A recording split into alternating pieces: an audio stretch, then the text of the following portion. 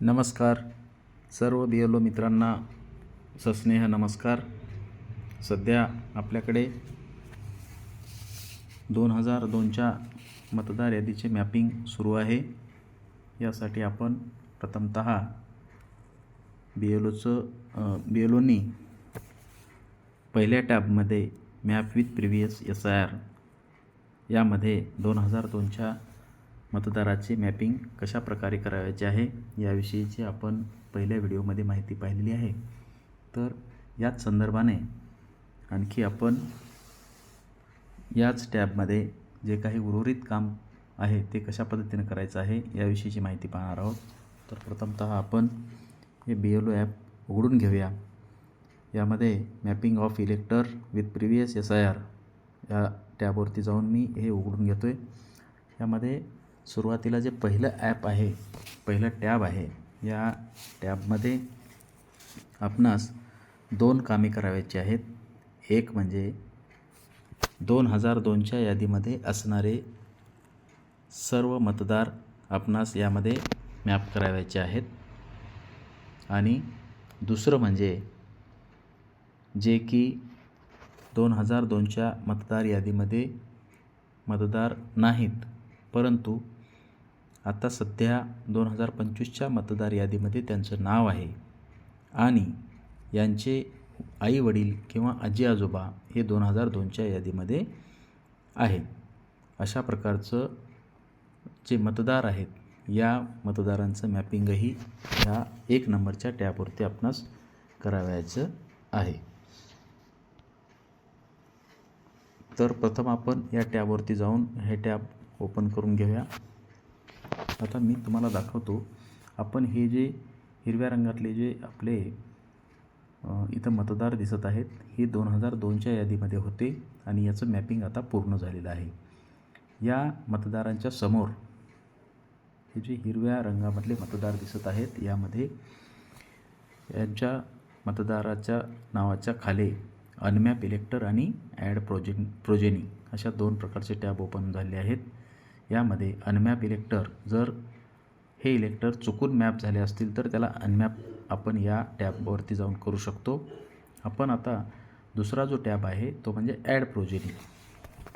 हे add progeny हे जे आहे हे आपणास या मतदारांचे जे काही पाल्य आहेत, म्हणजे थोडक्यात मुलगा मुलगी किंवा नातू नाती हे जे कोणी असतील यांना आपल्याला ह्या ॲड प्रोजेनीमध्ये जाऊन मॅप करावायचं आहे। तर ते कसं करायचं आहे त्याविषयीची आपण थोडक्यात माहिती पाहूया। आता हे जे हिरव्या रंगामध्ये झालेले जे मतदार दिसत आहेत ते मतदार 2002च्या यादीमध्ये असणारे आहेत आणि त्याचं आपलं मॅपिंग पूर्ण झालेलं आहे। ही गोष्ट आपण समजून घ्यायची आहे।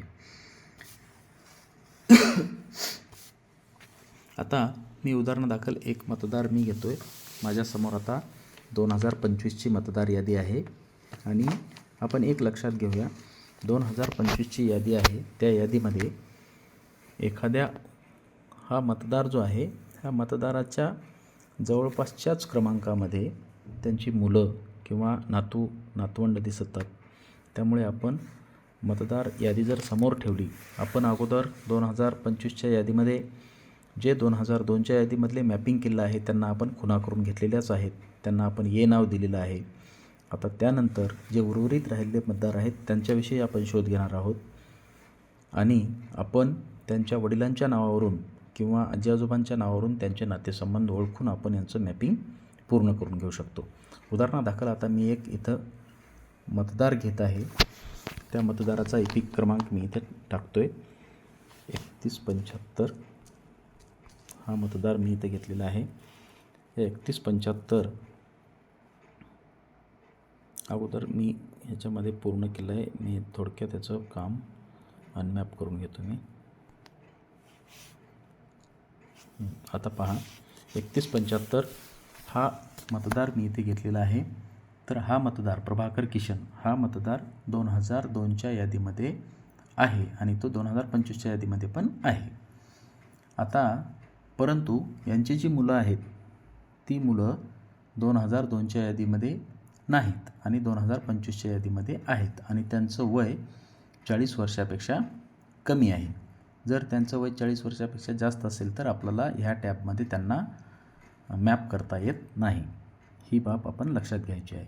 आता आपण या 2025च्या यादीमध्ये असणारी त्यांच्या मुलांना आपण येथे मॅप करून घेऊया. मी प्रथमतः ॲड प्रोजेनी या टॅबवरती आपण जायचं आहे आणि त्यावरती क्लिक करायचं आहे. ॲड प्रोजेनी केल्याच्या नंतर आपणास अशा प्रकारचा इंटरफेस समोर दिसेल. यामध्ये enter EPIC as per 2025 erectile role अशा प्रकारचा टॅब ओपन होत आहे. यामध्ये आपण सदरी व्यक्तीचे जे मुलं आहेत यांचा इपिक नंबर यादीतला आपण इथे लिहायचा आहे. आता मी इपिक नंबर लिहितो इथं UWM 1580-356 आणि सबमिटवरती क्लिक करूया. सबमिटवरती क्लिक केल्याच्यानंतर हा जो मुलगा आहे या मुलाची माहिती पूर्ण आपल्याला इथं दिसत आहे. ही माहिती बरोबर असेल तर आपण ॲडवरती क्लिक करायचं आहे. ॲडवरती क्लिक करण्याच्या पूर्वी आपल्याला इथं विचारत आहे रिलेशन विथ इलेक्टर. तर ह्या पूर्वी जो 2002 मधला जो आपण मॅप केलेला मतदार होता त्या मतदाराचं आणि ह्या आता जे आपण इथं घेतलेला इलेक्टर आहे यांचं नातं काय आहे ते नाते आपण निवडायचे आहे. याच्यामध्ये नाते दिलेले आहेत ग्रँडडॉटर, सन, डॉटर, ट्रान्सजेंडर आणि ग्रँडसन. आपण इथं हा मुलगा आहे त्यामुळे आपण इथं सन घेऊया.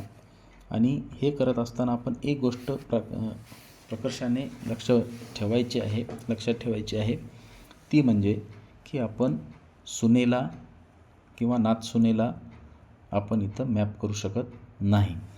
त्यामुळे आपण मुलगा किंवा मुलगी, नातू किंवा नात असेल तरच आपण त्यांना ॲड प्रोजेनीमध्ये ॲड करू शकतो ह्या टॅबमध्ये. मग आता मी हा एक मुलगा त्यांचा ॲड केला आहे.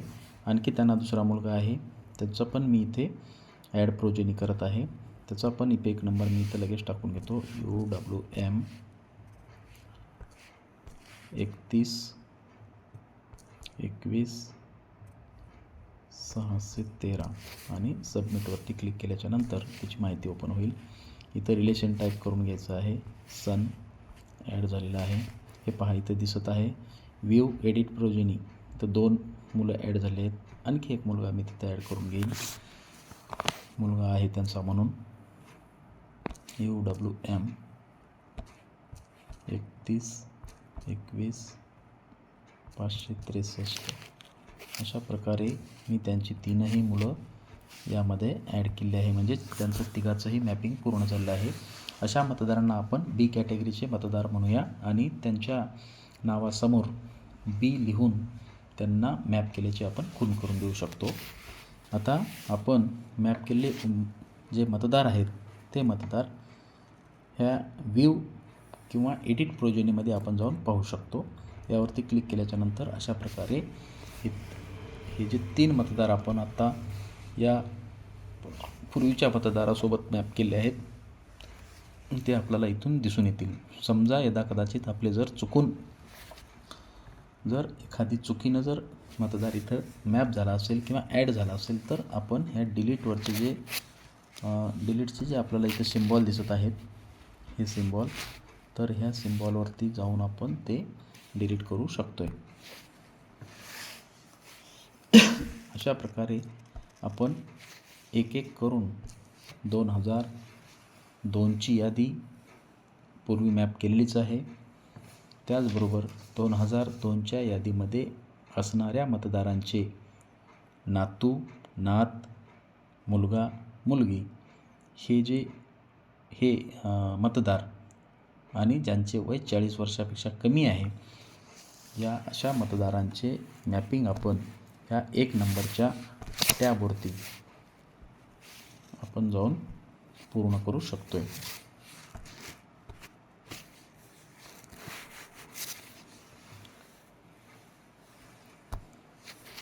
अशा प्रकारे या 1 नंबरच्या टॅबवरती आपणास 2 प्रकारची जी कामं करायची आहेत ती दोन्हीही कामं आपणास समजली असतील अशी आशा करूया.